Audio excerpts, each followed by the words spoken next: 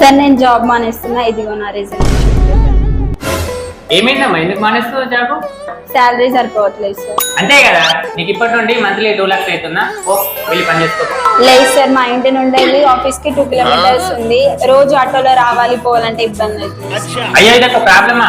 Company నుండి correct ఇస్తా, తీసుకెళ్ళు, కానీ జాబ్ మాత్రం మానేయి.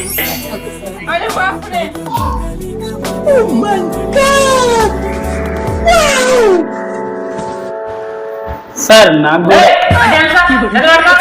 సార్ నాకు కూడా శాలరీ కొంచెం తక్కువ వస్తుంది, జాబ్ మానేది. అది కాదు సార్, నాకు 15 కిలోమీటర్ దూరం ఉంది, అక్కడ రావాలంటే చాలా ఇబ్బంది అవుతుంది. ఎవరు రమ్మన్నారా? నేను ఇంత ప్రయాణిస్తాను పండుగ రిజల్ట్ లెటర్ ఇచ్చి పంపేయండి. అట్నే 1 మంత్ శాలరీ కూడా కడేయండి.